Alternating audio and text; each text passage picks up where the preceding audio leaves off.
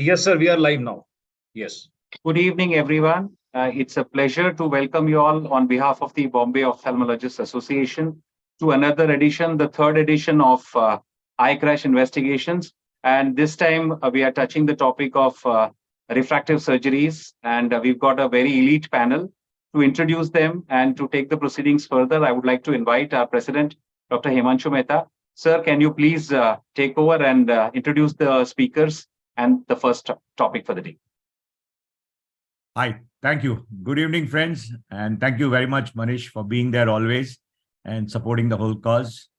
Friends, as you know that we all get into practical problems, and rather than a talk of 6 minutes and 8 minutes like any conference, we've not kept any time limit to things. We need to understand the basic reason why we land into trouble. Most often than not inadvertently, but then there is always a reason behind it, which we are not really aware of. How do we decipher that? How do we get into an autopsy? What is it that we can do to avoid it? What happened exactly at that time? And if it happened, and if it happens to them, the top people here on the screen, you take it for granted it's going to happen to you also. So anything that you see or hear in most of the conferences, remember it can happen to anybody, any given point of time. And of course, Murphy's Law, at the least expected moment in life. When everything is hunky-dory, that's the time things can happen. So, which is why we got this air crash investigation, kind of eye crash investigation. We ourselves want to realize and determine what is the cause, what can we do, how can we improvise. At every stage, we all want to improvise on our surgery, on our skills, our diagnostic abilities, and preempt trouble. That is the most important part. So, well, we have with us some excellent speakers, the best in the country, to talk to us on what has happened. They have seen the whole revolution of surgery from 1994 onwards, from the time US FDA approved LASIK, excimer laser. I remember 1992 when I was in the US and studying, and the first time I saw the excimer laser and I saw the microkeratome, believe me, I was so impressed. It was just mind-boggling to see the kind of surgery. The first time a microkeratome working on the cornea and doing something. It is amazing how much technology has changed and we take it for granted.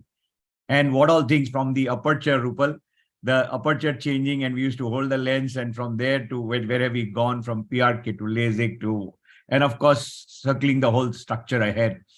Well, it's fun. It's going to be great time listening to things. We have heard PRK, that easiest thing to do, PRK, LASIK, all that fine.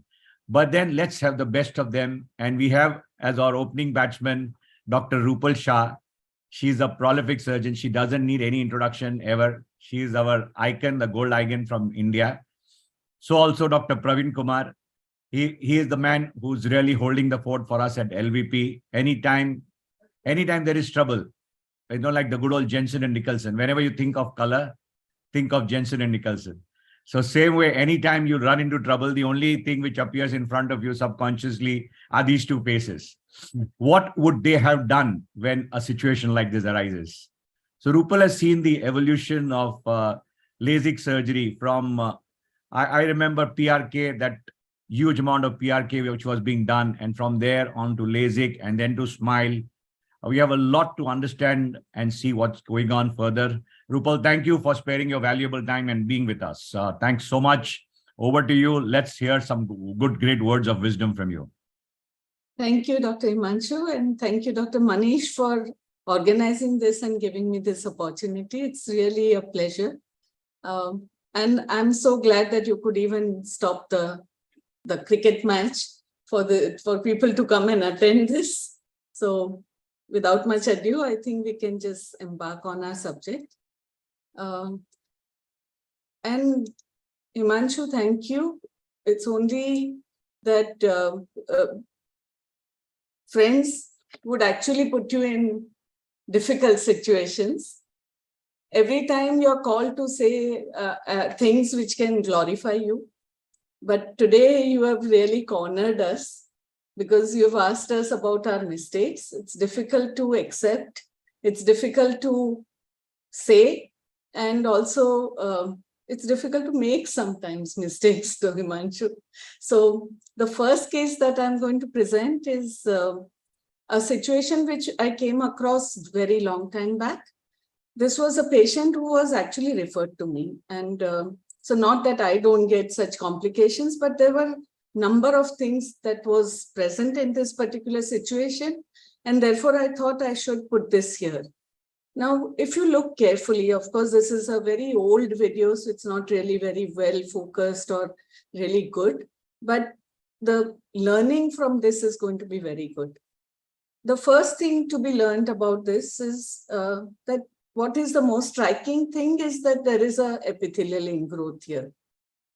Is it looking as if you should touch it or you should just leave it? And if the epithelial ingrowth is here, where is the hinge?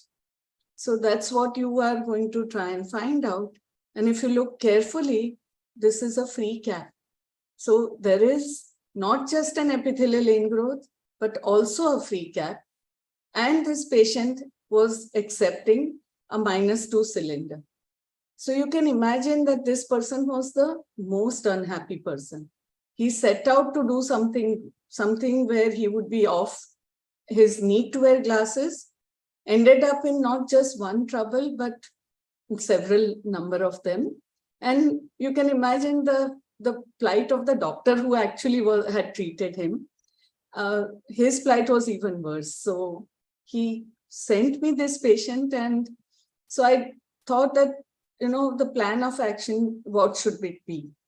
But before that, if you ask me, if you come across anybody who seeks your help and you are in position to help, I think such situations are really rare and you should just grab with both your hands. And this particular case, I didn't charge the patient at all because I wanted to do something to help, not just the patient, but also the referring doctor. And more than both of them, I wanted to help myself. Because when you learn to tackle complications, you are going one step further in your journey. And this was an opportunity. How many times in your lifetime do you find somebody who wants to cross a road and you are there at that particular time? Very rare. In most of us, in our whole lifetime, we'll probably never get that opportunity. So if opportunity comes, that's the lesson to be learned from here, that you must grab with both your hands and try and do whatever you can in your ability to do things. Now here what I did was, since it was a free cap, I still needed to open the flap. So first of all, what you should do is find out what is the extent. So it's not just that much. If you look carefully, all this that I'm pointing is actually epithelial ingrowth. So, and a nest there also. So all this portion is having epithelial ingrowth. And you can see I made a nice bold mark there. Because now, if I'm opening this cap, I want to sit in its same place because I have planned not just to remove the epithelial cells from there, but also to remove the refractive error. So I want this cap to fall back exactly in the same place so that the misalignment which had caused this cylinder to come up is going to be nullified by the treatment that you do. So you don't want to eliminate the original refractive error by changing the position of the thing when you don't have any of the cap, when you don't really have anything to give you a clue about what would be the absolutely correct position.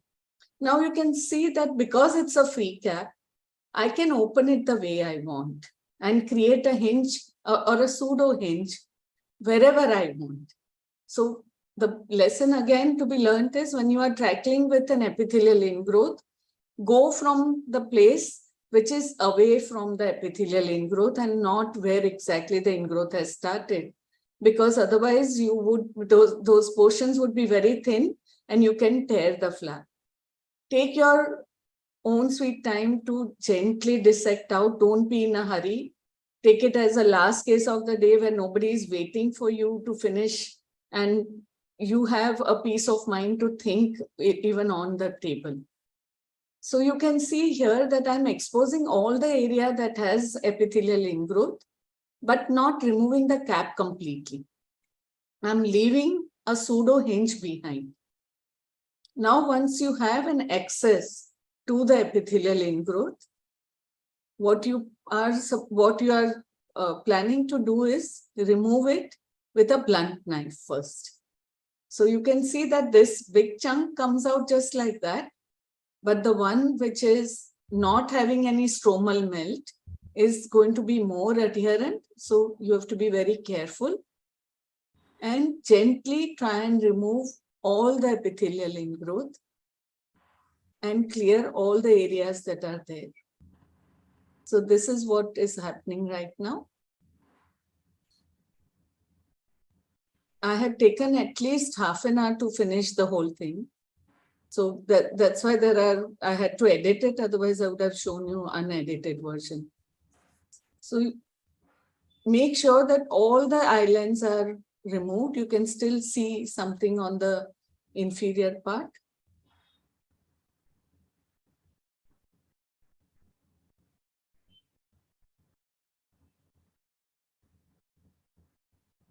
Try and remove it outwards and make sure that all the feeders are also gone.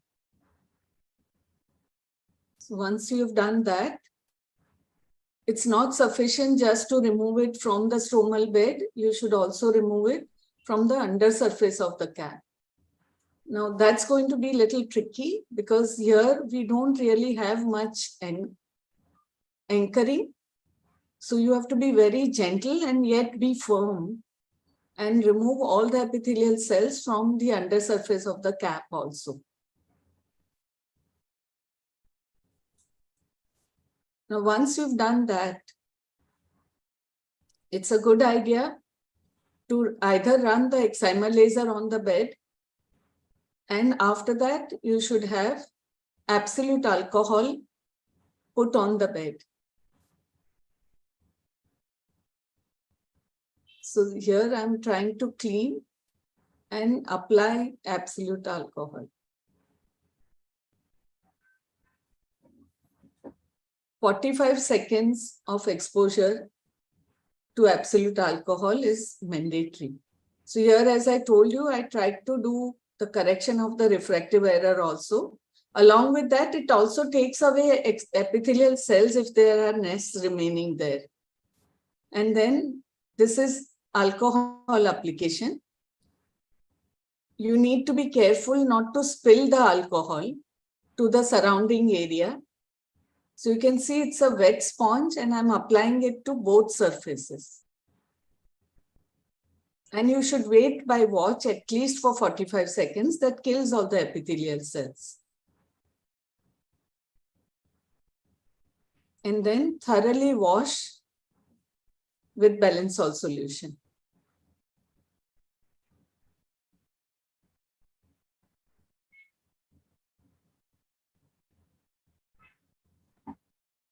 Wash thoroughly.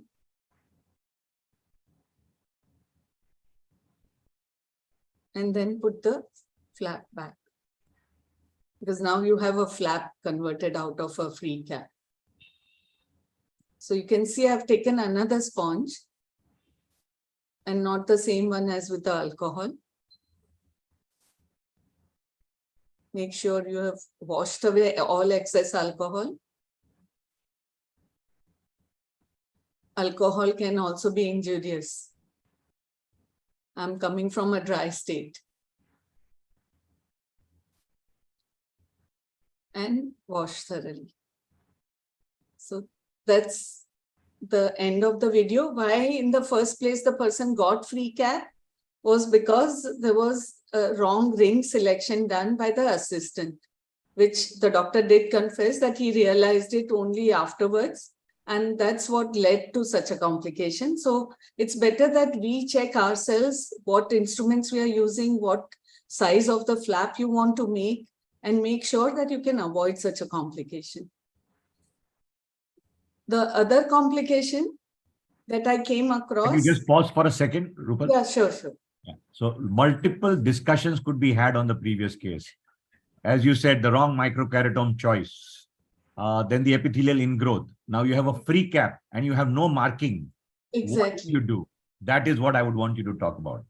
Yes. So when you don't have a mark in place, this is what can happen. Now, there were 3 mistakes, I think, that was made in the first surgery. One was a wrong selection of the ring size. Second was that once you got it, you should look for marks which will tell you whether you are having the alignment properly or not. And since there was no marking done in the first case, the alignment was wrong and therefore there were induced refractive error. Now, that is something that is not very difficult to treat, but if you would have kept the mark there, then it would have been easier because one problem would have got solved there itself. And the third thing was that when the cap was put back in place, it should have been really secured well in place by going all around so that there was no chance for the epithelial cells to enter. Once you have a free cap, you don't really want to open this space again. So you don't want to leave any refractive error. You don't want to leave any striae, any misplacement of the flap. And make sure that you have the flap well secured and also put a bandage contact lens for a day, and you'll be able to avoid most of this mistake. And that's what I think we could have done. Oh, brilliant. What you are saying is true that, well, first of all, there is panic the moment you have a free flap. It's like a vitreous loss. Yes. It's just a panic. So first thing is to chill. The flap is not going to disappear anywhere. Just make your movements very slow. And every time your flap is made, check whether it's a free flap or not. Take it for granted it's a free flap. So don't be in a hurry to move your microkeratome out of the picture. And if you do get it, let it lie on the microkeratome. Am I right, Rupal? Yes.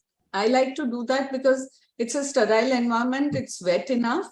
And you can then see whether you have a good exposed area, finish your refractive error correction first, because your stromal bed is exposed to the light. And if you don't act fast, then it is going to become very dry and you can end up in an overcorrection, which again, you don't want. So first of all, see whether you have the cap in place in the microkeratome, secure it over your trolley, do your refractive error correction, get the microkeratome into view, and then milk out the cap, put it on your eye and wash underneath, and then arrange it so that your marks are matching and secure it well in place.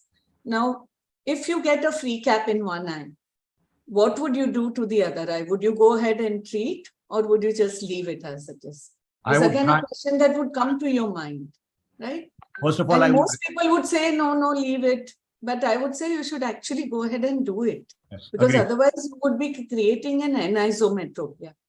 Now, first thing that you would do is, first of all, find out what went wrong. So there was a poem that we learned when we were very young, that देखो और सुधार करो जब तक ना सफल हो नींद चैन की त्यागो तुम संघर्षों का मैदान छोड़ मत भागो तुम कुछ किए बिना ही जय जयकार नहीं होती कोशिश करने वालों की हार नहीं होती.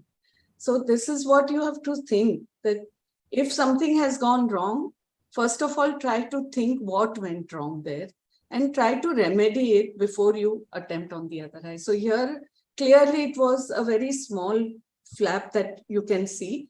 So just changing the ring size to a ring size which would give you a slightly larger flap would make the hinge possible. Second thing that you would do is to wait long enough so that there is a bulge of the cornea to give you a thicker and a slightly larger flap than what you intend. And make sure that you are using a new blade so that you have enough thickness of the flap. And also the suction on the suction port is enough. Make sure that all signs of having a good suction of the eye is there. Lift the microkeratome up to see whether you have a good suction. Slightly press it down and then go ahead and make, and no nasal decentration now, because or a decentration towards the hinge, because you want to have a small hinge at least if possible. you can still get it in the other eye because that's a function of the cornea and the curvature of the cornea. Don't panic. Go ahead, treat it the same way as you have treated the first eye. Put in a bandage contact lens. So now the patient has bandage contact lens in both the eyes. Tell the patient that you have had a free cap.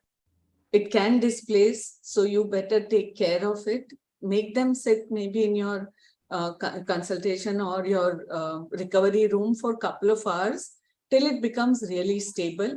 Once the epithelialization occurs on the edges, the cap or the flap becomes very stable. So those first 2-3 hours are very important. Once that happens, you can breathe a sigh of relief. Now and comes please give them the next. Yeah. No, a quick question on epithelial ingrowth. Quickly, options. One thing you said was alcohol, removing, debriding the full thing. You did not talk about the undersurface of the flap. I did. Okay, sorry. I told you that it was difficult even because it was a free cap, but I still could remove it. So you should do it gently, but you should do it. The undersurface of the cap. Because the whole cornea has become very friable and fragile the longer it is there. It is on both sides. Both and sides. Don't wait for this to grow further. This was quite late when this was referred. It was already spreaded everywhere. As soon as you find that there is a feeder vessel and the epithelial ingrowth is increasing, that's the time when you should just intervene and not wait for it to grow much more. Because it causes stromal melting and also causes the flap overlying it to be very thin and fragile, and it can tear while you are manipulating it. So be careful about that. It can also cause irregular astigmatism. Ma'am, you mentioned the patient had a 2-diopter cylinder. How did the patient do post-op? And if there is a residual cylinder, how would you tackle that and when and how? No, so because we put the flap back in the same position, you could just treat that cylinder at the stromal bed, as you saw we did it. And he landed up with a good correction. And he didn't even get a epithelial ingrowth back. He was following up with his own doctor, and he also came after 6 months once to show me, because I insisted the doctor to send him back to me once. I wanted to make sure that everything is fine. Since it was 6 months down the line, he was left with, I think, only a 0.5, a plus 0.5, I think. And he had no epithelial epithelial ingrowth. He did pretty well. But you can get, again, epithelial ingrowth happening if you have not been very careful in finding out where the feeders are and to make sure that you have blocked everything and removed all the feeders. It's daunting, and it's actually removing the epithelium. Removing the epithelium, is that a good option, that according to you? At the edges, usually this epithelium is quite friable. It is also getting loose, and therefore also it is growing in. So I don't like to remove much more at the edges unless I find that I'm finding it difficulty in entering. No, the flap, the epithelium from the flap, would you remove that? On the top? Yes. I don't like to do that. It's already a thin flap, so I don't like to handle it even more. Yeah. Thanks. Thanks. So shall I move on to the next one? Yes. So next one is a situation related to smile. Now, this is my own complication. This was in very early days. This was probably the first time that I found that the cap had got stuck to the undersurface of the lenticule had got stuck to the undersurface of the flap. So then this rescue instrument was given to me by one of the Zeiss application specialists, and I tried to remove it. But as you can see, in trying to solve one problem, I am creating another one where I'm concentrating on removing the lenticule from its undersurface. So this is like a rake, like what you do to collect all the leaves. And this can actually separate from the undersurface. It works pretty well, but the angle is wrong. and you can see that I had a tear in the incision. So if you are doing one thing, you should also take care to look whether you are causing anything else. And because this instrument was getting used for the first time, I didn't realize that this particular angle is going to be a wrong angle to do this particular procedure. And I did still went along, and you can see that I'm really at a very precarious position. Sometimes you just want to complete the procedure, whatever happens. And that is the tendency that I think we all need to curb. You have to learn to say no to yourself also, if you're going to cause more problem than what is already present. As you can see here, it is able to release it from the other end, but this particular lenticule is very sticky and remaining stuck to the undersurface. So it's really taking a lot of effort to remove it from there. But ultimately, I've got the hang of it. Now I'm touching only the lenticule and preventing any further tear at the incision site. So once there is a positive feedback like this, then you can go ahead and remove it. But as I told you, we have to be careful not to create another problem while solving the first one. This, of course, is really open to any comment, anything, and maybe a court-martial. This is something that should have been avoided. No, first of all, no, really appreciate you showing and taking responsibility for it. RC, can you mute? Ramesh? Yeah. Sorry. Thank you for showing such a lovely case. You know, you need courage to show that, and that is exactly what the whole story is. Let me also tell you that the cornea is really forgiving. So in Yes. spite of all this, there was little more edema for a couple of days, but the patient ultimately did very well. So once this is a tear which was along the incision, and it could actually settle well because I opposed it nicely together. So ultimately there was a thin scar there, but it was not coming in any way in the optical zone, and the patient did very well. Only thing is that when you do something like this, it really hurts you as well as your morale, because this is not something that you actually are setting to go and do.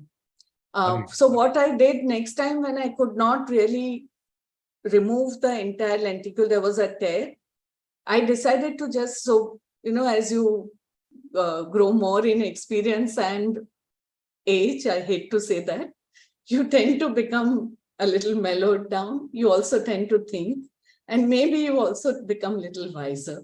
So just last year, I had a similar situation where it was not stuck totally, but I had like a big piece remaining inside because there was a tear of the lenticule. So I did try to remove by going in and separating, but there was a lot of corneal edema that was happening, and that big piece was just too stuck. So then I decided to just leave it at that moment and not really kept on pursuing like what I did here. And I called the patient after I told him that there is a small piece still remaining. We'll see if that has any impact on your vision. Otherwise, we'll remove it by another method. And then after 2 weeks, once everything, all the initial edema had settled down, and that piece was big enough to cause an astigmatism and not really an irregular astigmatism. So what I decided to do was to go ahead and use the circle software to convert the cap into a flap. And by opening that flap, I could actually peel out the entire area where there was the lenticule stuck. So that, I think, was a better thing to do rather than just manipulate the cap too much. So that's also one of the options that we can use. If you find that there are tears or pieces remaining behind, which is just not accessible and not getting removed by your simple maneuvers, and causing a lot of edema in the first instance. Yeah, so Any it's comment nice- on this? It's always nice to remove the flap, open the flap, and from the underneath. Yes, because then it's under vision and you can easily peel off, and it was like a very simple, smooth procedure. And we put the flap back and he was fine the next day. So, and another thing that the lesson learned is that you should be coming clean to your patient. So tell them if there is a complication, have the guts to tell them. Discuss with them what are the alternatives possible and whether you will be able to do it or would you require somebody else's help. And if you need somebody's help, be prepared to ask for help. There are people who are willing to help you.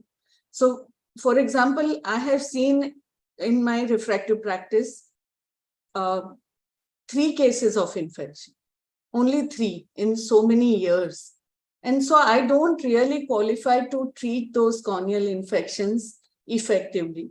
So if I see an infection which is not getting controlled or showing any positive, any improvement in the positive direction, I simply send that patient to a corneal surgeon because I don't see enough of infection to be qualified for treating it. And at that time, you have to put all your ego aside. You have to put all your,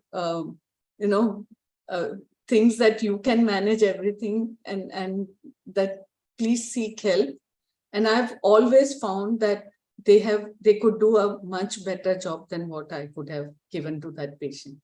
So please make sure that the final bottom line is patient's health and patient's happiness, and not really your ego or your experience or your thing to make sure that the patient still remains with you.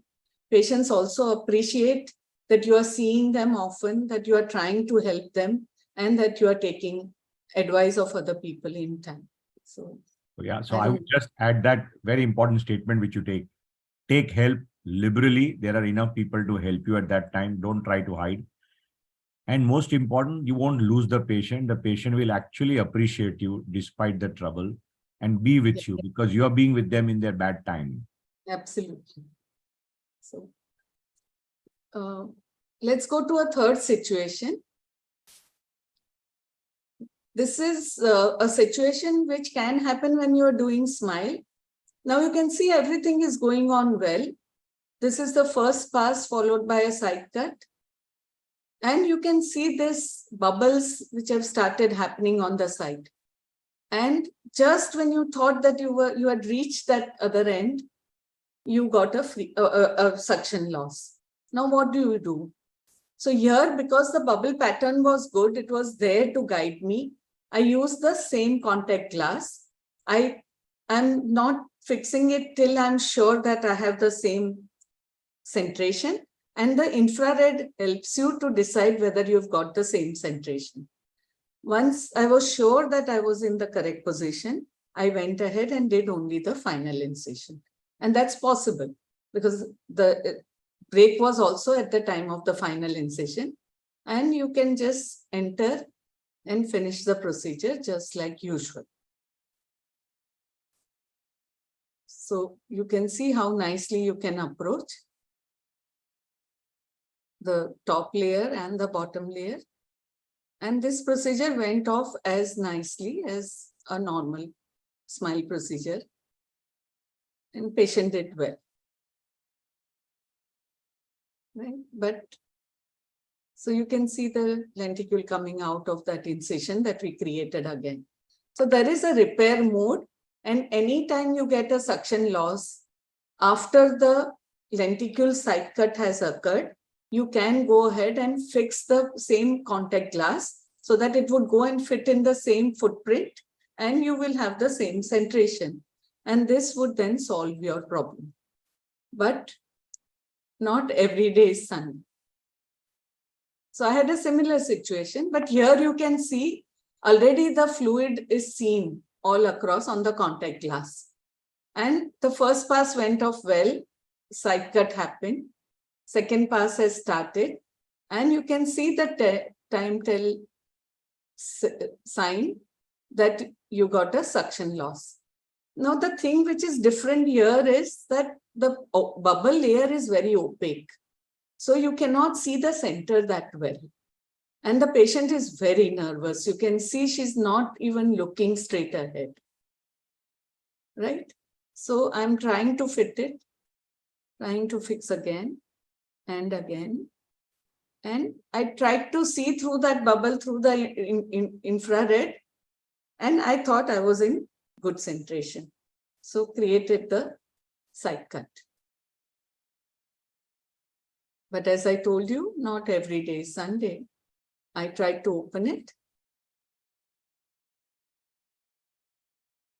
But this cut was quite far from where it ought to have been. So I'm not able to enter because it is not at the correct level. It had to be much inner. So there is no separated area at all.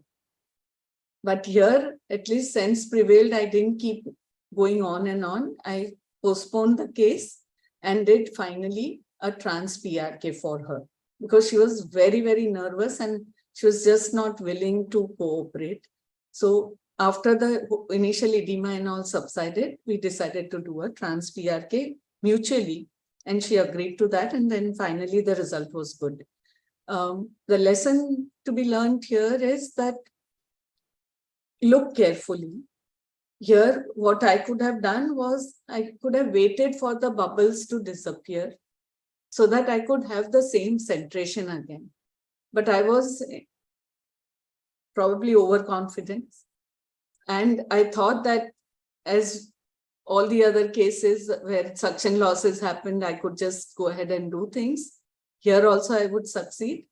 And just like Dr. Himanshu said, when it's least expected, you actually come across some complication.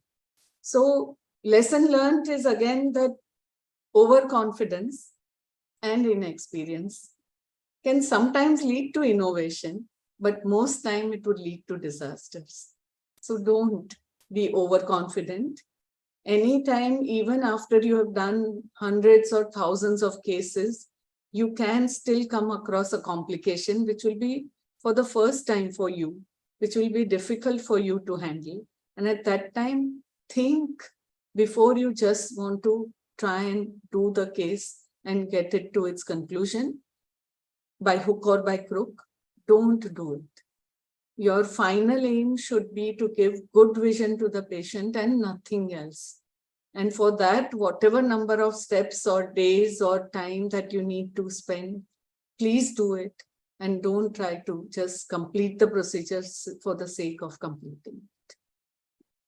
So Thank you. that's about it. Can't really talk about anything really very bad. So Himanshu, I really searched and I could find these 4. Okay. But very sweet of you. Really nice cases that you managed to show, and the courage and the conviction to show that you can land in trouble. And as you said so rightly, at any stage in life, after thousands of surgeries, you can land into trouble. And my standard statement is always this, that surgery is so humbling that no surgeon, मैं पल दो पल का शायर हूँ, पल दो पल मेरी. If we can't keep the idea that we'll be grounded, we will get grounded anytime. Any time, best of your complications can occur when you're not expecting. And if surgery is not humbling, nothing else in this world can be more humbling. All your ego can come crashing down without any questions, worse than a stock market crash. And you rather be prepared for it and be very humble. That's totally right. Leave it. Patient interest is finally most important. And it's perfectly fine to leave the case at that time. You don't have to finish that. How much time did you wait for the PRK to So I waited till the refraction became stable. So once the whole edema was gone, and so I did the PRK after a month. Because I also wanted the patient to be mentally ready for another procedure. The other eye had gone off well and she was seeing, so she was okay to wait. And I told her that only once you feel that you want to do a procedure, because this was also going to mean that she would have pain for 2 days. And again, she should not lose that confidence that I will not see well. So I told her that we will wait for you to be ready to come in again, and then we will do it. But in the meantime, she had got the confidence because she could see with one eye well. And then she decided that I told her that because you are not able to cooperate that well, and we already have planes which have been created, we don't know how it would work, because this was really in the very initial stages. As you can see, the bubble pattern was also not really good. And because this was like the original lasers where it was difficult. So then finally we decided to do trans-PRK. So if you have a -6 diopter patient and you already got this partial flap, inside, and you're doing a PRK with removing 50 microns of epithelium, you're going down almost 15, 6 or 90. So if you've already created a lenticule inside, if the lenticule is already there, then I would then want to use the circle software to open the flap and remove the lenticule and not do a trans-PRK. What if a partial flap has been made, partial lenticule has been made, and your suction loss? So one pass has happened and the second one has not happened. Then it is better to do put the same cone and finish the case as a smile in the first step itself, because you can easily do that and the results don't suffer. I have a number of cases where suction losses happened at different stages, and at each and every stage we could go ahead and do it as a smile procedure.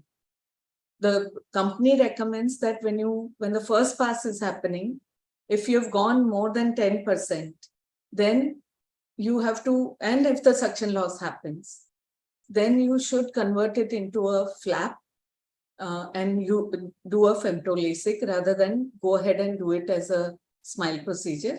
And they are right in a way, because the first pass is the refractive pass.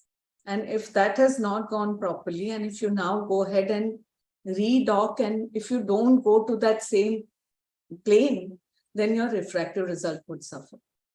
Having said that, I have tried in several patients to just have another license, so feed in another name and do the same treatment. And I have not, at the same setting, with the same contact glass, I have not found a single time when it didn't go to the same plane. And that's because the bubbles always find the plane of least resistance.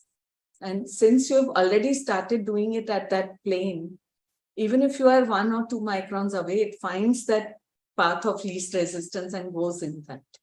So this I learned when I had suction losses when I was doing femto LASIK. So I had in one patient 3 times suction loss before the flap could be completed. And I still persisted on for the 3rd time because I wanted to see whether I'm getting multiple layers or same. I was mentally prepared that if I see any irregularity on the bed, I will just simply put everything back and go ahead and do a treatment later on, but not disturb anything. And to my really great surprise, I found that it was only one single plane when I opened the flap. So this taught me that you could actually redock again and again and would go to the same plane. Don't try to change the parameters. Don't try to change the contact glass. And don't allow the footprints of the contact glass to go away. So try and do it as quickly as possible so that you are not changing any scenario there. You're not allowing even the edema to occur, so that you go and fit at the same point. Thank you. Thank you so much for some great words of wisdom and some lovely cases that you've shown. Great learning always from you, Rupal. Every time I keep hearing you from the last 25 years, I keep learning at every given point of time. And That's I mean it genuine. Thank you so much. And there's so much to learn. There's just a big encyclopedia of laser surgery, refractive surgery that you are. You've seen PRK, you've seen LASIK, you've seen SMILE, you've seen everything. So this is just too little time. We will actually have a 6-hour session only with you one day. Thank you so much. Thanks for the invitation. Thanks for being there, despite you having your own commitments. I must tell you. Thank you, ma'am. Manish, I must tell you this. She has her own class going on right now, and she's got her students. But she's gone out of the way. She's in a party where, she's treating all those candidates, and she would be going out for dinner. But she has spent some time with us, and thanks so much for that. Much appreciated. Thank you so much.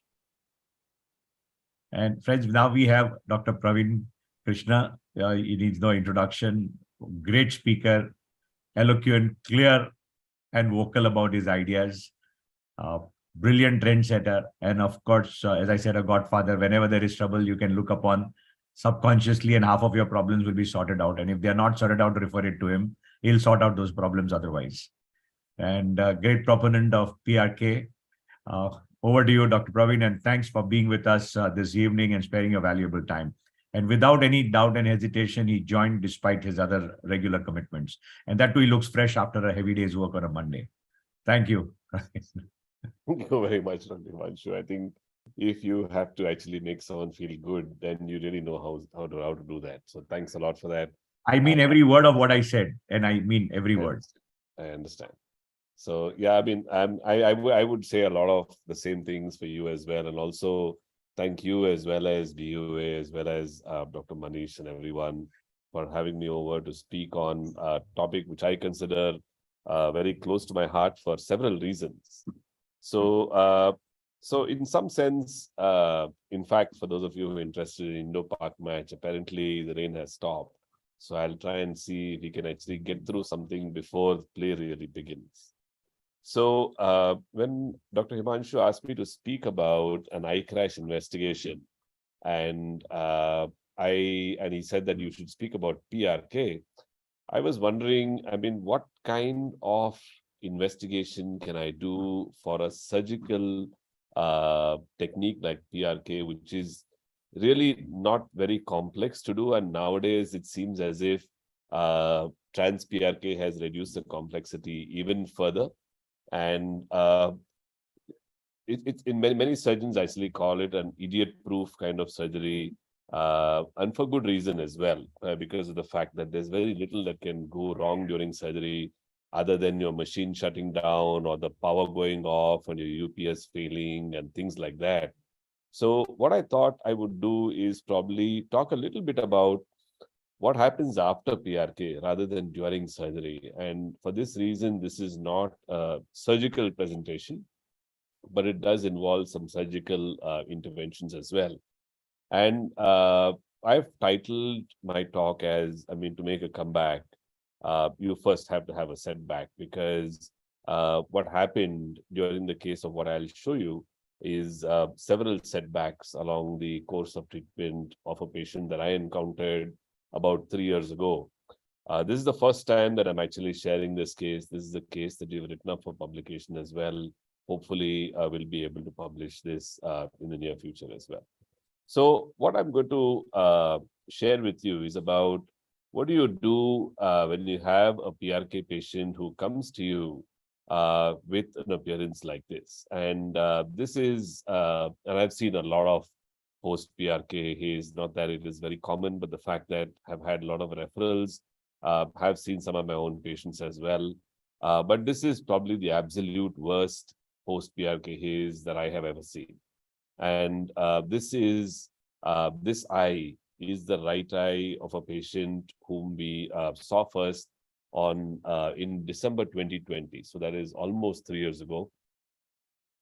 He was a 41-year-old male, and he had a history of undergoing PRK in both eyes in 2005. In fact, that's like almost 15 years ago. And then he said that he developed this haze about 8 months after PRK, and then somebody did some kind of debridement a year after PRK. But then after that, he didn't pay much attention to the eye. And then he actually said that the vision continued to drop. And interestingly, we went back and we did some digging, and we found that the pre-op pachymetry was 480 and 482 microns in the right and the left eye. And then we actually did some more air crash investigation, like a black box kind of querying, and we found that from the original surgeon, we could get his parameters. and he was about an 8.25 preoperatively in the right eye, and he was a -5 in the left eye. So when he came to us in December 2020, he was 2800 in the right eye, pretty much blind, if you can call it that. The left eye was 2030, and that's probably the reason why he didn't pay a lot of attention to the right eye all these years. So the description of what we saw, in fact, was almost not like a post-PRK haze. It was much worse than that. And you could see that there were areas of clearing within the cornea and the central area of the cornea. He seemed to have some areas of thinning that was covered by epithelium as well. And when we did an OCT, what was interesting was, unlike most PRK haze that we find, we found that this is almost like a nodule on top of the cornea. It's almost as if the cornea was wearing a hat, and this had this kind of subepithelial kind of appearance over the cornea. So at this point of time, we were wondering what exactly we should do and how we should approach this patient, when we also got the OCT done for pachymetry. His thickness, because of the nodule that he had, was really good. Topography showed that he had a very steep cornea, almost like 60 diopters of corneal steepening. And then I looked at his left eye, and his left eye looked absolutely pristine. I mean, absolutely not a hint of haze. Very good correction, though it was done 15 years ago, and doing really well. And obviously the left eye, even on the OCT, did not show any hint of haze. And that's probably, again, like I said, the reason why he didn't really come for evaluation. So we stopped here, and we were going back to look at the reason why haze actually occurs. And to keep it very simple, the reason why haze occurs is because when we do surgery and we remove the epithelium, there are release of cytokines from the epithelium, and these go in and activate a pathway that causes fibroblasts to actually form within the cornea, and then secretion of irregular extracellular matrix proteins that leads to a pathological response that leads to this kind of haze. So what can we do to sort of prevent this haze? So there are several things that we can actually do to prevent this haze. And one of them is to prevent the release of these mediators. And this one of them is to use mitomycin C to prevent TGF-beta secretion. The other is to use steroids to also reduce the remodeling of the cornea. This is typically what we can do. So I'll take a pause here and then go back to talk a little bit about what is it that you normally see after you have done a PRK, because all of us do PRKs and all of us have seen some haze. There are two main kinds of haze that tend to occur. One is the transient haze that we see, which is sort of stippled and is present in the cornea, just in the subepithelial area. And this typically occurs about a month or so after surgery, and it tends to go away quite easily with low-dose steroids. So the second kind of haze is the late persistent haze, and this is what actually starts to cause atrial fibrillation for the surgeon, where you see that there is this kind of scarring that occurs in the cornea with these clear areas in the middle, and almost seems as if it is elevated over the surface. And this is the haze that tends to occur in the late post-operative period. And this is the haze that actually tends to cause trouble later on. The other important thing to differentiate in PRK patients is to differentiate how a scar looks and how haze looks. Sometimes it might be confusing when you're looking at both, but then scarring seems to be more uniform, whereas haze has these areas of lightening in the cornea. And when you do an OCT, you can see that the scar is usually much deeper, or maybe at the level of the interface, depending on the pathology, and it doesn't transcend the entire thickness of the cornea. Whereas PRK, the typical appearance is this sawtooth kind of appearance with the serrated kind of haze that the epithelium generally tends to normalize. So OCT actually is very useful to differentiate scarring versus post-PRK haze, because Both are different pathologies and both require different kinds of intervention. So at this point of time, I thought that, this patient had surgery 15 years ago. He had haze, treated a number of patients who had haze. So this is going to be another routine case that we're going to treat for haze. And typically what we do, like in patients like this who have haze, we tend to actually do the OCT, measure the depth of the haze, and I tend to do a PTK on the surface. And this is the same patient after the PTK. And you see that the cornea has become really clear. And in fact, this is just after the PTK is done. You see the OCT has cleared up the haze quite well. And I figured that this is exactly what I'm going to do for this patient. But the reason why I think that we don't have a lot of haze that occurs is because we use the magic formula, or the magic potion that I call it, which is 10 seconds of mitomycin C per diopter of correction. We use low-dose steroids for between 3 and 6 months post-operatively, and insist that patients use UV protection post-op as well. So coming back to our patient, now, generally, when you want to just correct this by PTK or PRK, this is not going to work. So this needs some other kind of intervention. So what we thought of were the treatment options for these kind of patients.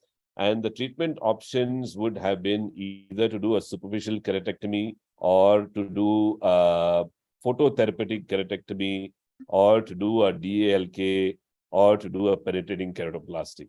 So of these options that we actually were thinking about, we thought that the least intervention was probably to do just an epithelectomy, which is what I did. I did a manual debridement. Then I did a PTK, used mitomycin C for 90 seconds, and then sent the sample for histology. So this is a 50 micron PTK. And then I did a 25 micron PRK, because typically on the EX500 machine, when you do a PTK, you tend to induce myopia.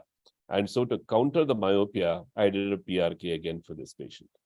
So on histology, it seems as if typically you see the subepithelial fibrosis that you get after long-standing PRK. And this was more like a keloid. We called it a keloid rather than a post-PRK haze. So this was a corneal keloid that we were dealing with, which came off very easily when we were scraping. So things seemed to be hunky-dory at that point of time. And then we were just following up our patient to find out how he was doing. Early post-op, vision did improve to about 20/100, best corrected. In 2 months, he actually improved to 20/80 with correction, 20/60 with pinhole. And then at 10 months, the vision was still not much better. He was 20/160 with correction. And I continued loteprednol drops twice a day throughout this period of time. And when he came back, approximately a year and a half after surgery, this was how his topography was looking. And I thought this was brilliant, because the topography showed that the cornea is really nice and smooth, though the cornea is relatively thin. And compared to what he had preoperatively, I thought I'd done a great job.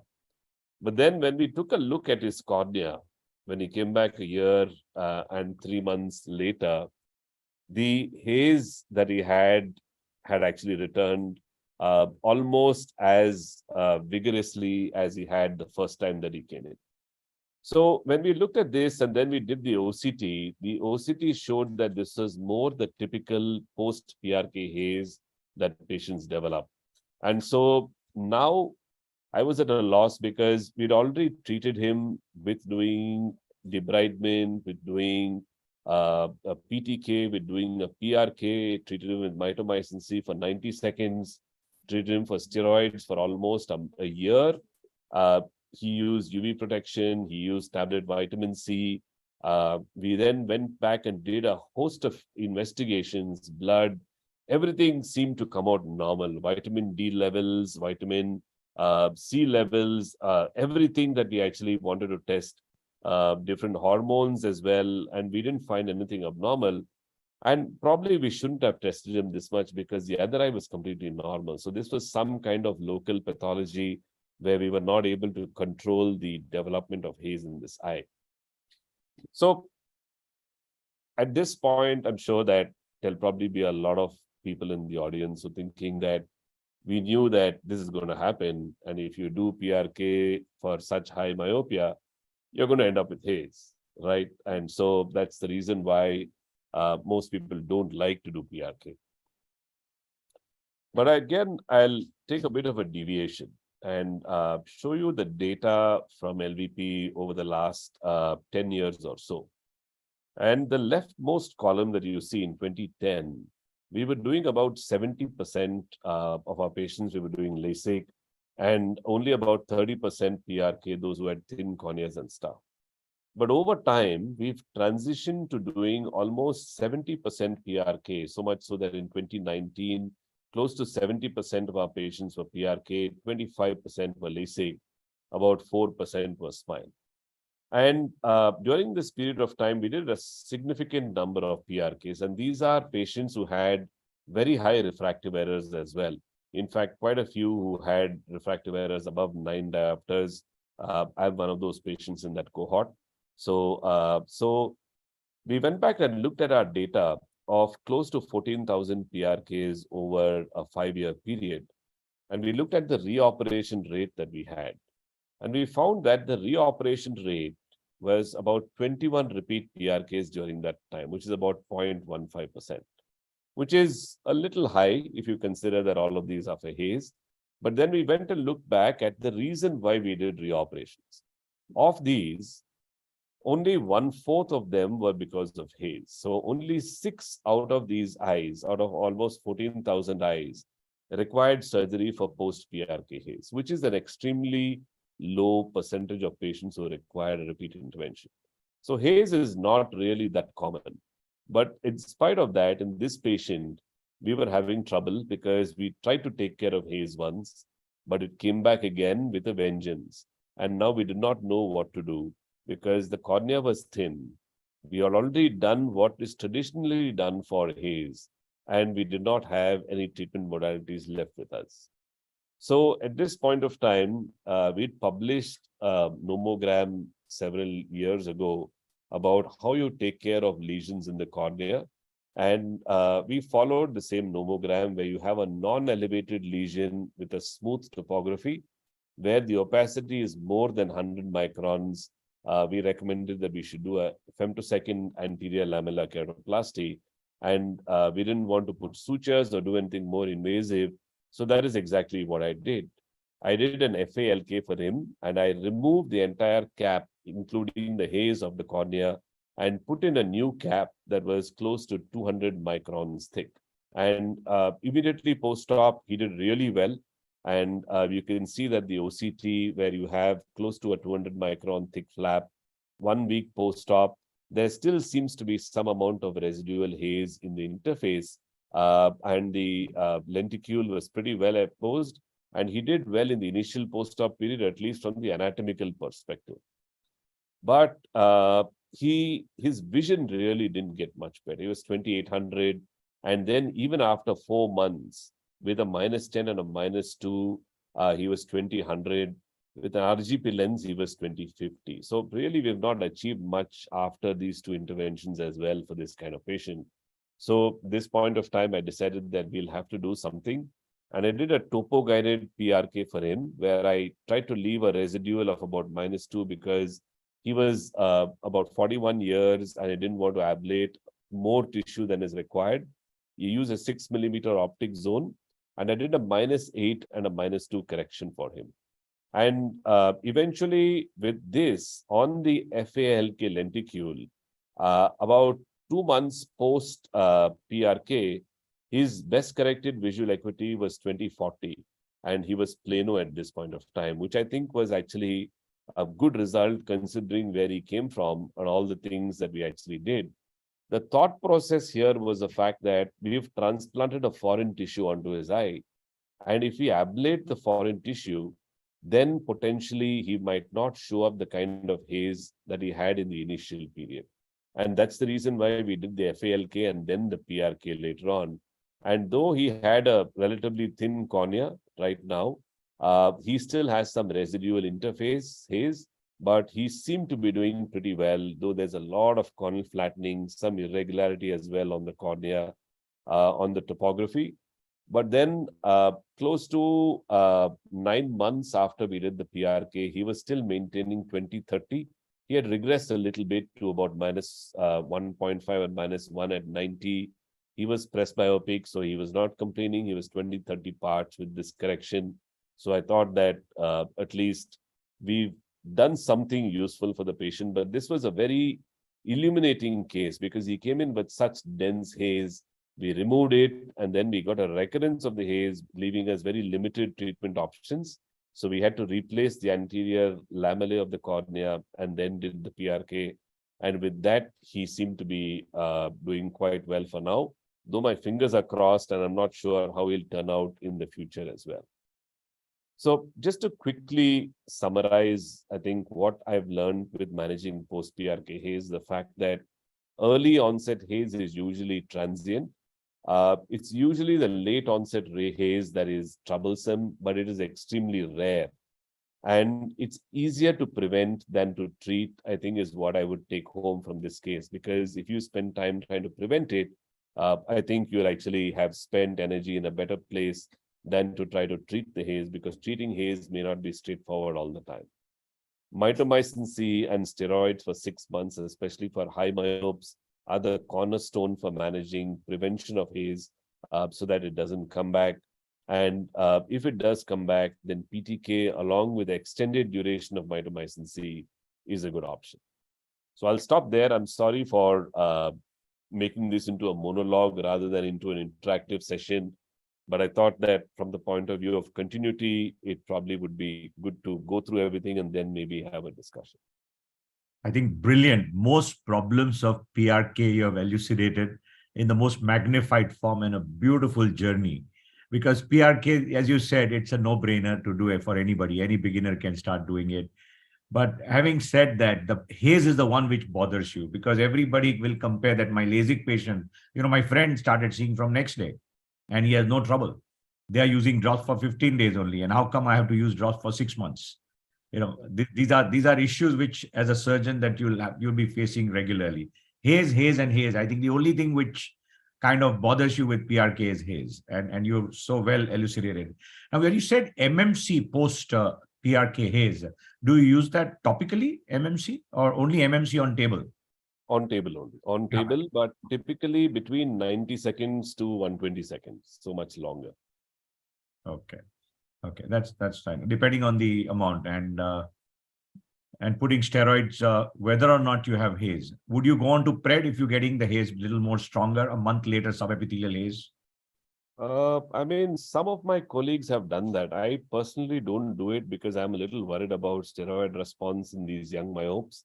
And I have had trouble with that in the past because that even will take out lotipred from my armamentarium later on. So I generally tend to avoid predfort. I just increase the dosage of my lotiprednol rather than shift to predfort. And any role of sorry, Rupal, go ahead, Rupal. No. Yeah, go ahead. Beautiful as expected, Dr. Pravin. It was really nice. I just wanted to ask, what is your normal regime of steroid drops? Does it differ with the amount of ablation that you do, the duration, as well as the steroid that you would choose?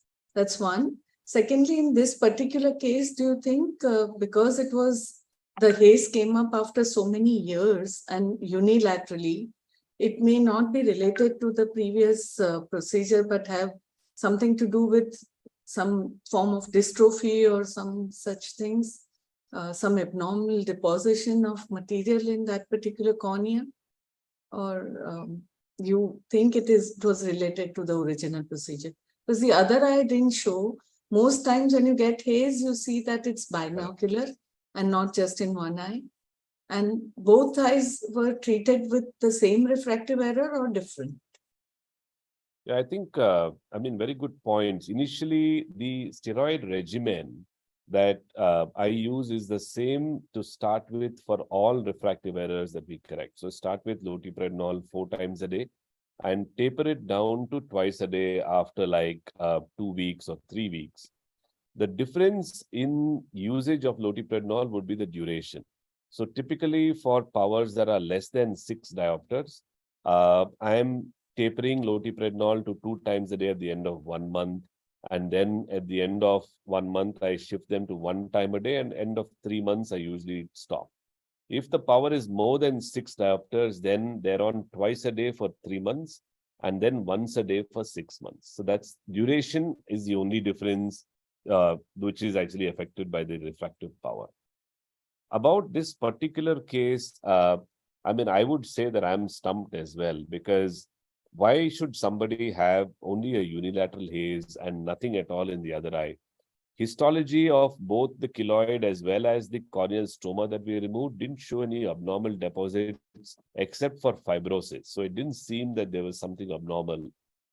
But why did it occur in one eye, though the right eye had a higher refractive error than the left eye? I have no answer to that.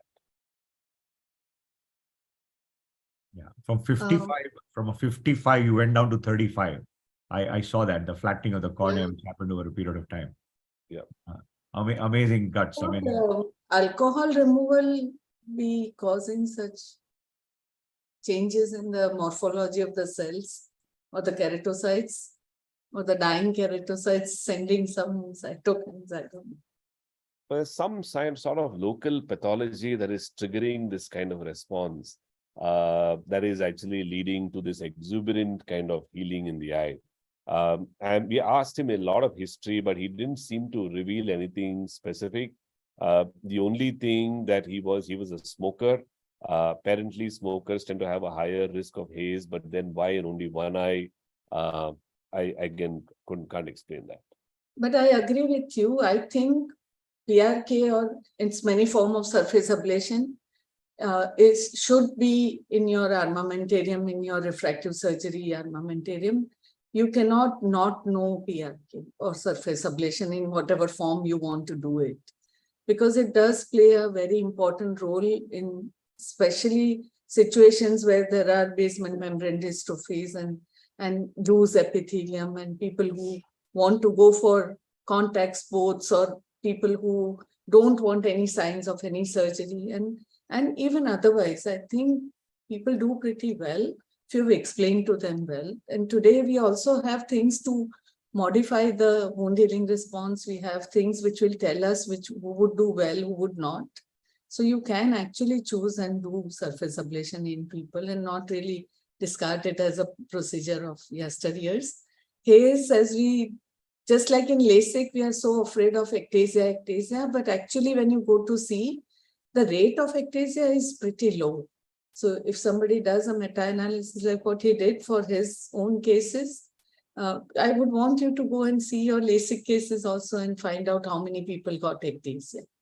I think it is over a reaction to these complications, because that these was my next question to both of you. come and haunt you every time. So you forget those 100 cases which went off very well and gave you sweets and touched your feet. And you remember this one patient who came and spoiled your whole mood and everybody in the OPD because of his sadness. So my question to both of you is this only, that LASIK sounds so good from the patient's perspective. It's so beautiful. It just gets over well. Patient is very, very happy. And ectasia, how often in an institute have you seen actually ectasia? You know, it's like a multifocal patient complaining, and you forget that 99,999 really were very happy for one person who complained about the rings. And we go after the ring, and we forget the benefit of one over the other. Dr. Pravin, one question that I would like, you have undergone PRK, and how has been your experience? If you don't mind sharing a personal note. No, I mean, firstly, no LASIK patient gives sweets. It's all the corneal ulcer patients who give sweets. LASIK patients say, I pay you money, why should I give you anything else generally? But also, I mean, the reason behind so many PRK that we do is also because we get referred a lot of ectasia. And having seen so many ectasia over time, and also we tend to get referred a lot of borderline cases as well, with low thickness, people who come for a second opinion, which is why our PRK numbers are so high. But then again, having seen the outcomes, and I agree with the fact that the longer healing time, all of these things from the patient perspective, it's not great. But I think if the results are as good, that's one reason why we've shifted more towards PRK than LASIK. We do a significant number of LASIK as well. For me personally, I mean, my choice of PRK was because my corneas are really thin. My corneas are sub 500 microns. I was a very high refractive error, -9. And I actually like to snorkel and dive as well. And I've had this experience where my friends could see everything underwater, but they didn't have a snorkel gear eyepiece that had my refractive error. So I made my decision underwater that I have to get rid of my glasses somehow. So when I went to train at Bascom Palmer, there I actually tried to get my surgery done there, but nobody operated me. They refused to operate. They said, no, you're not suitable. I mean, not even for PRK because you're such a high number. So I shelved the idea, and then I came back and I started doing PRK for higher and higher myopes. And I started to see that the results were pretty good over a long time. And then I said, like, why not me? So I said, I'll get surgery done. And then none of my colleagues were very happy about it. And they were like, maybe not. They were trying to talk me out of it. And I felt that people were like quite hesitant. So I got my fellow and I told him, look, you're doing my surgery. All you have to do is scrape the epithelium. I'll feed in all the numbers. I'll tell you what buttons to press. You just do as I say. So he did it, and he was like shaking, but he did it.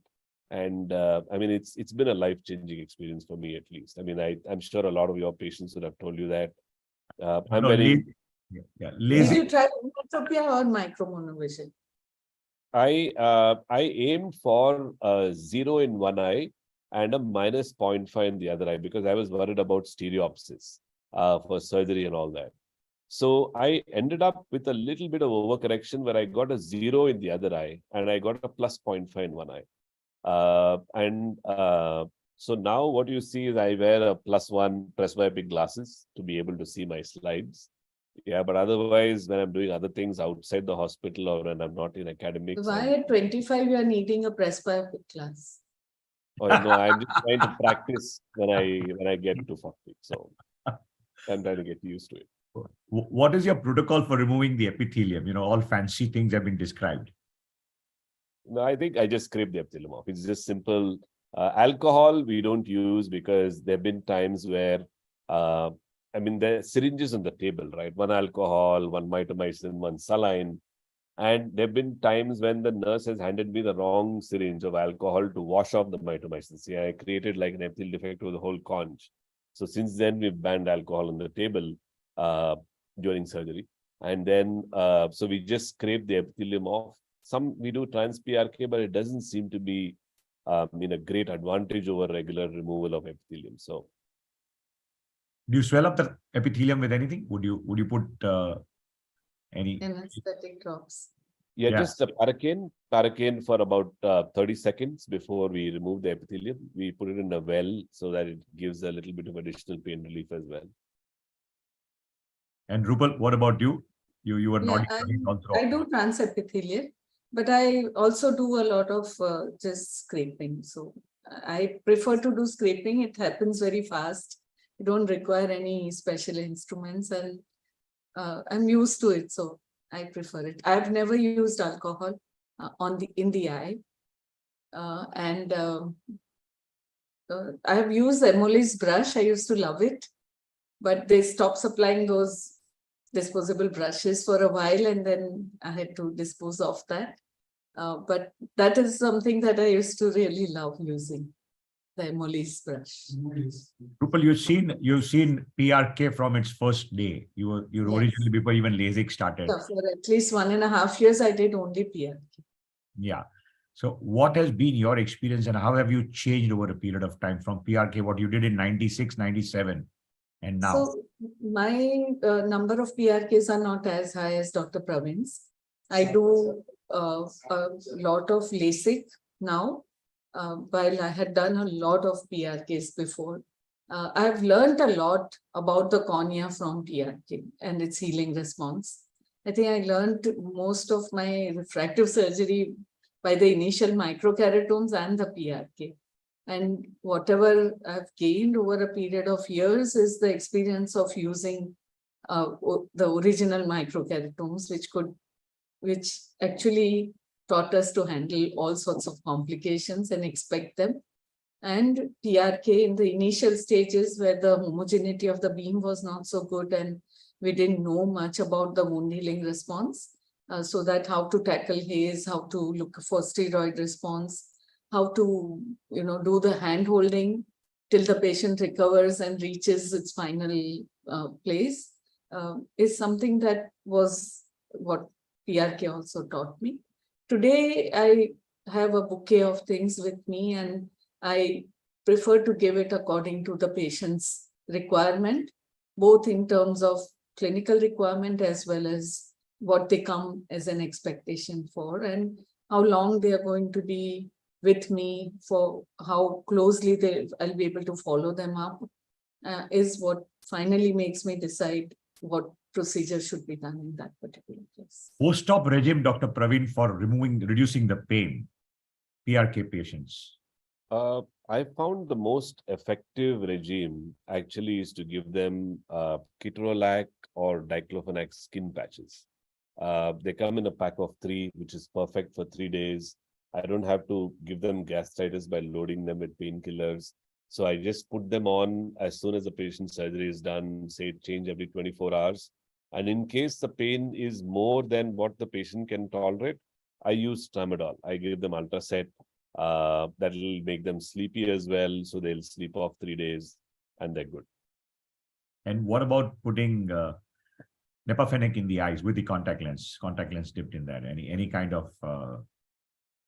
No, I think that is very transient. A contact lens dipped in ketorolac or nepafenec is going to act for maybe 15 minutes or 1 hour. But usually the pain is most on the 2nd and the 3rd day when the epithelium starts to heal towards the center, which is when your patient will call you. On the 1st day, they're generally all right. So I think earlier our protocol was to use nepafenec post-op. But what we tended to do was we saw some patients reports where there was melt along with NSAIDs in a deepithelialized cornea, which is when we stopped using nepafenec and started using steroids from day 1. We had also found if you don't give under steroid cover, some sterile infiltrates. If you put a bandage contact lens and using NSAID. So we don't use it over the BCL, not as drops. Also, we've recently started using cold BCL soon after the procedure, after washing with cold BSS.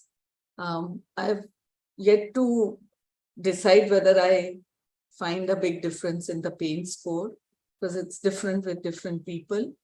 But I'm trying it because Dr. Rohit Shetty and his group has described that probably it works on the initial pathways and doesn't allow the pain sensation to begin to.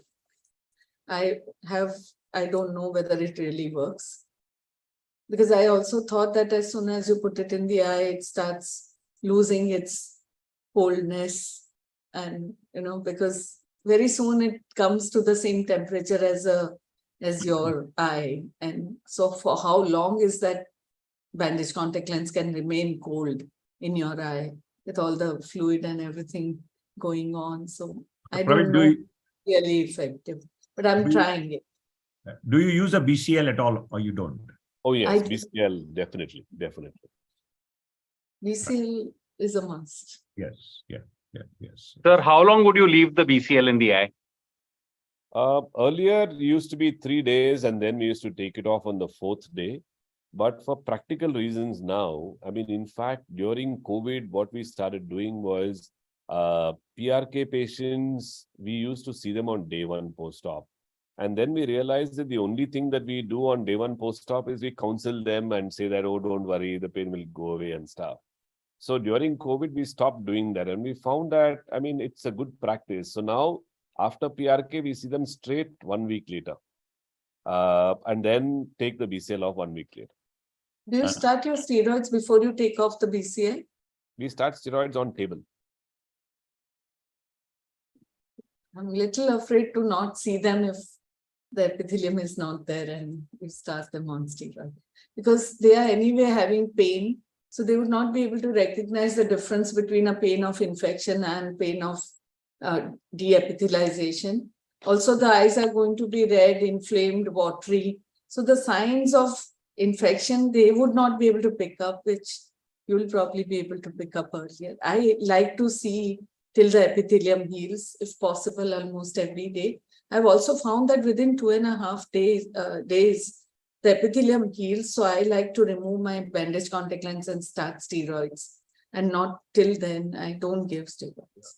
But interestingly, I mean, I'm afraid, so I don't give. Yeah, but touch lots of wood. But then I think we've had, I mean, very, very good outcomes with respect to infections. We've not had, I think we've had 2 localized infiltrates in the last like 12 years or so. And we, in fact, surprisingly, we've had more infections with cross-linking than with PRK, though our numbers are much smaller. Why do you think is that? Exactly. Cross-linking, you burn the cornea, actually. Yeah, in fact, you know, you are exposing to UV light so much that, there should be nothing surviving there. In fact, for corneal ulcers, one would use Yeah. But also what we realized is if you look at the pathophysiology in cross-linking, you also kill the immune reactive cells, the antigen-presenting cells, the mast cells in the cornea as well. So in fact, you're also killing the defense mechanisms of the cornea along with all the other cells, which we don't do in PRK, which probably is the reason. Very, very, very interesting discussion, and thank you so much for participating. We have with us Dr. R.C. Shah, very prolific surgeon, and he has some very interesting cases. As always, R.C. has done a huge amount of work on IOL, and he is always innovative, comes out with some brilliant solution. He has a very interesting case. Dr. R.C. Shah from Bombay. R.C., over to you. Would you like to show your case? R.C., you are muted.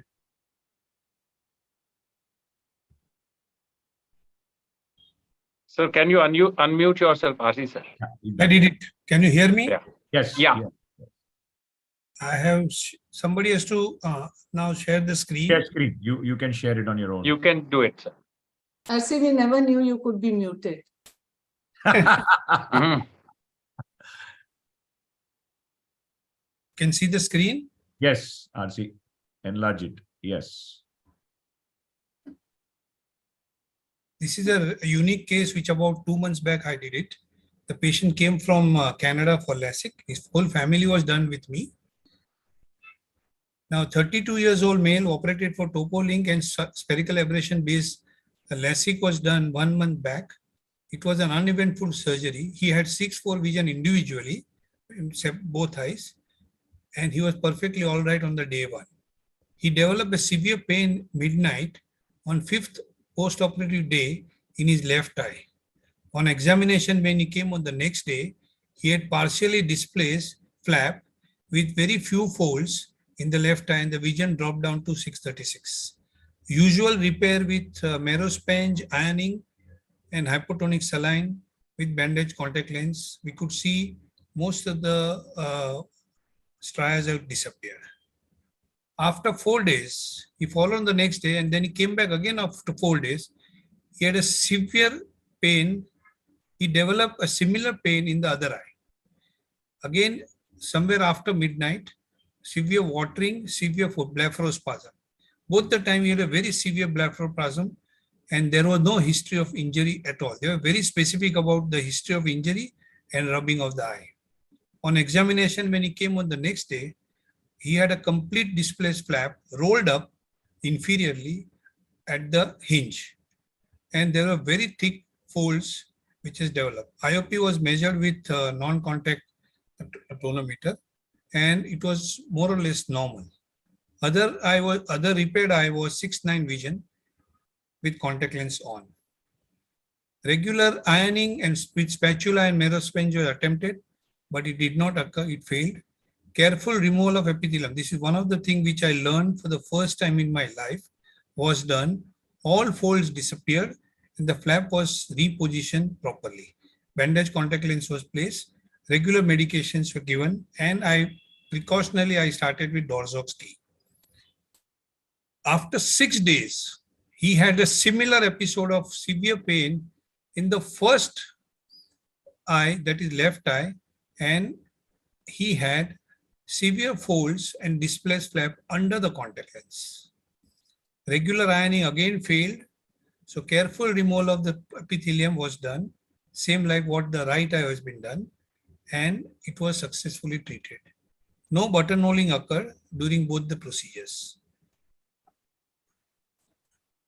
6 days after the third procedure, contact lens was removed. His vision was 6/6 each eye, which is dropped from 6.4, and his IOP was 18.0 in both the eyes with Dorzox T.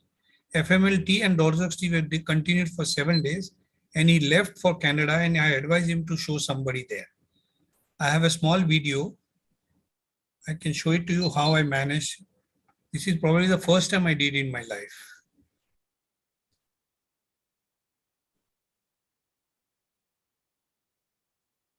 When you have a very strong striatus, epithelium removal is quite important.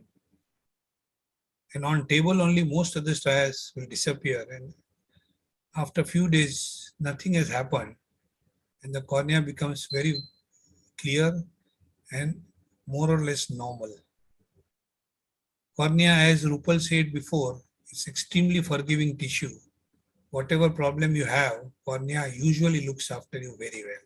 So you can see the striatus. And I started removing the epithelium from the bed.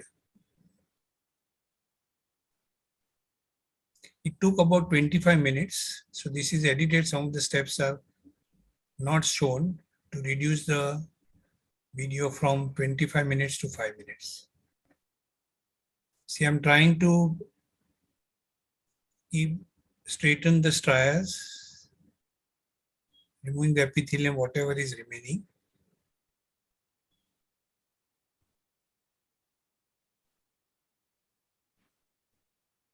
I tried all possible things to see that the striatus get reduced, even the marrow sponge.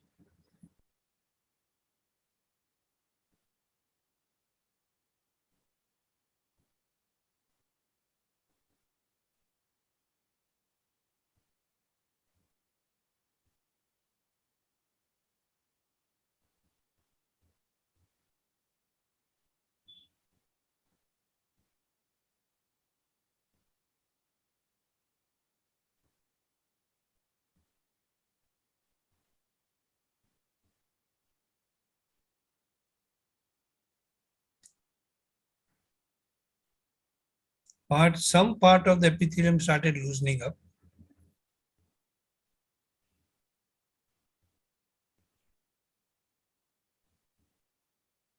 This is the place where the first epithelium started loosening up.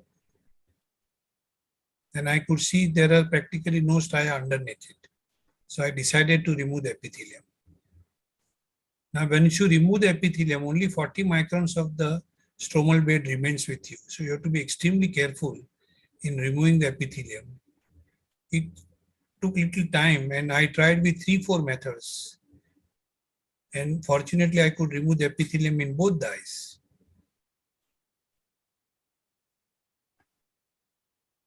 This is probably the first time I'm doing in my life, so I may not be as clean dissection wise as probably the other two speakers might be, because they are more experienced with this kind of case.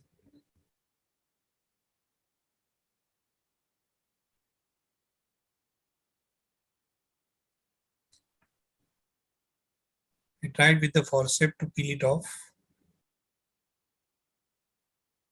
The most important, I was always scared that I do not damage the stromal bed.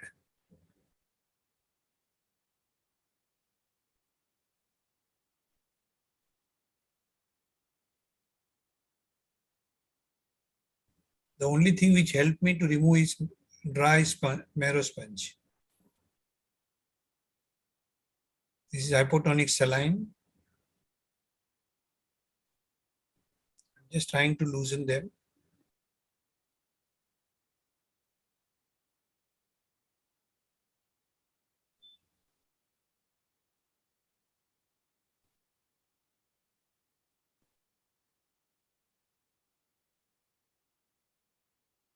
Once you loosen them, it is quite easy for marrow sponge to remove them nicely.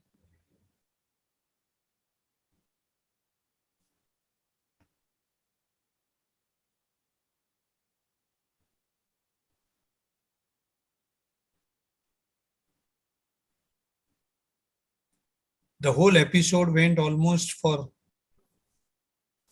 20 days and it was a real nightmare. We told the patient, we showed all the surgeries live to the patient so that he does not have any suspicion.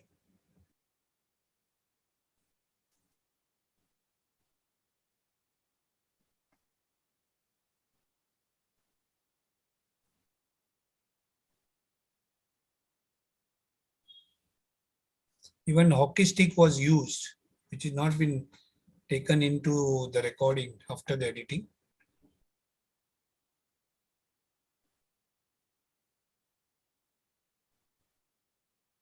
You have to patiently remove so that you don't damage the stromal bed at all. We don't want any buttonholing.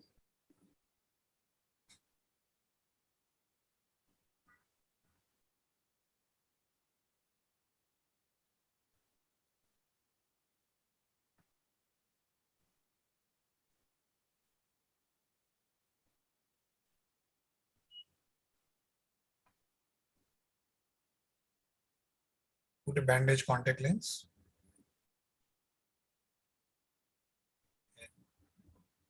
That's all. This is the amount of stria we had, and this is after the completion of about a week. These are both the eyes. He has 6.6 vision before he left, but his vision dropped down from 6.4. His epithelium was quite thickened in both the sides. So we'll wait till the epithelium settles down because we took almost 7 days after the final procedure. But he was quite satisfied that we have done an adequate work. And he's gone to Canada. He'll come back after a month and tell me what is happening. Thank you, Himanshu, to give me this opportunity to give my thoughts about this complex case, which probably I did for the first time. I request Dr. Pravin and Rupal, the cause of this severe pain in midnight, 3 to 4 times. What must be the cause of it? So, firstly, I think Dr. R.C. Shah very meticulously and very nicely managed case. I think the removal of the epithelium and the unfolding of the flap was very nicely done. But what comes to mind in cases like this is the fact that this is happening like at midnight, where the likelihood of any trauma is almost zero. And like you said as well, there was no trauma. So flaps slippage can occur if there is some amount of endothelial dysfunction that is underlying in the cornea. So because the flaps generally are held in place in the initial post-op period by the negative suction force that is created by the endothelial pump. And in some cases, like if the endothelium is already slightly dysfunctional, and if the patient is closing his eyes and in a relatively hypoxic state, the endothelial function probably goes down even further, then potentially you can have a flap slippage. And if the flap stays in place for like maybe a week or so, and there is some fibrosis that occurs at the edge, then the likelihood of this happening again is probably much lesser. So maybe now, since you've already put the flaps in place, it's very unlikely that it will happen again in the future. But it probably is some form of underlying endothelial dysfunction. I also wanted to ask you, what was the pachymetry pre-op? It was 576 both eyes. It was -6 diopter. On the higher side. It was quite high. 576 both eyes. It was -6 diopter. The correction which was done. It was spherical. You had taken had you taken a nasal flap, sir? Was that a nasal flap? It is always nasal flap with Yeah. SB. Next time, I think specular microscopy. Usually we do it in all the cases. Probably I don't remember what was the. See, I never thought of endothelial cells. But normally we do for all the patients, especially if it is 550 plus micron. but I will go and check how in my machine record if it is there or not. But I never thought of this endothelial cells probably responsible for this kind of things. I agree with Dr. Pravin. You really demonstrated and depicted it very nicely.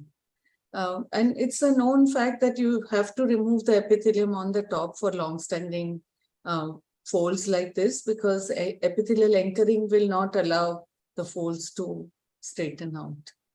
And you could even put hypotonic saline on top as well as at the bottom. Yes, I did that thing. But Rupal, the worst part is I have never done in my life epithelial removal, and I have to do in this such a severe complex case, and that too twice. And I can understand your quite and very educated position. And why extremely educated family. And fortunately, and they were also short of time. Because they wanted to go back. Fortunately, they had about 21 days staying in India. Otherwise, it would have been very difficult for them to, because they don't get the tickets, then the job problems are there. These all overseas patients are a big headache for us. Any tips on removing epithelial a little more smoothly in a case like this, so you struggle less?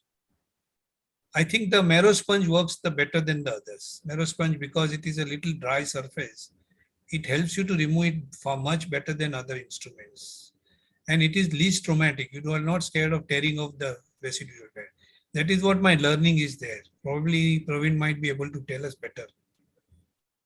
I think I would agree, but also maybe soaking the Merocel sponge in maybe 20% alcohol and just dabbing it on the surface so that will loosen the epithelium a little more and will make the epithelial removal even easier. It would have worked. Anyway, probably this was my first experience. I had no thoughts what to do now. Which is why my question was, that's why that little alcohol would it help? Sir, I was just I wanted to ask RC sir, did you see the patient in between like those 3 days? Was the flap absolutely in the correct position? This episode happened only at... He came on the next day. Every time we repositioned the flap. And before we called the next time, he had the second episode. There is because those try, you needed to do a lot of ironing and all. I was wondering whether it could become so much. I mean, probably Dr. Pravin or Rupal ma'am can say typically shouldn't encounter these kinds of stri with an acute episode. It should be fairly easy to handle, much easier than what we saw. The difficulty that you faced. It was not just a misplaced flap. It was just rolled up and sitting inferiorly attached to the hinge. The whole thing is rolled up. Yeah, I think Dr. Manish is trying too fixed as folds to be just 1 day old or just few hours old. Is that what you're trying to say? Yeah. Yes, ma'am. Yes. First incidence. Yeah. The striations were very less, so we could manage without removing the epithelium. But unfortunately, the other 2 episodes were quite severe. And I tried to manage, but I could not do it. And it was falling short of the flap was not reaching the edges. It was falling short. RC, thanks so much for showing a wonderful case, great learning. And always something very interesting to learn at any given point of time if we all can get so much. And most important, time really running out. Thanks so much, my esteemed guests, Dr. Rupal Shah and Dr. Pravin, 10:15 in the night, and you're still around, fresh as ever. I really appreciate your input and your time and your efforts. Genuinely mean it. And thank you so much for being with us and contributing so well. With a promise that we'll catch you again for such similar episodes in the future, because there is so much to share and learn. And every time it's heart-rendering to see that the symphony, the orchestra should go well. One chord not at the right place, and it cannot strike a right balance. Thanks so much, having everybody around here. And Manish, thank you so much for all your efforts and putting up together. Pooja, thanks so much. And Navneet from behind the screen for being the person looking after the whole show to go flawlessly. Thank you so much. I need to thank for the help. Over to you, Manish.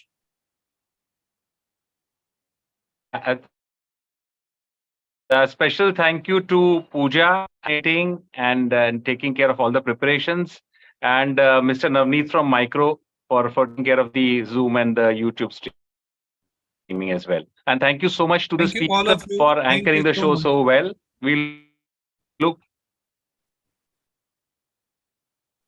Bye. Thank you so much. Good night. Thank you Thanks so much. once again, Dr. Pravin and Rupal. Thanks. Good night. Thank you, Dr. Bye. Manju. Bye. Thank Bye. you, Have a everyone. great time. Keep up the good work, Dr. Manish, Dr. Himanshu. Really doing great job. Thank you.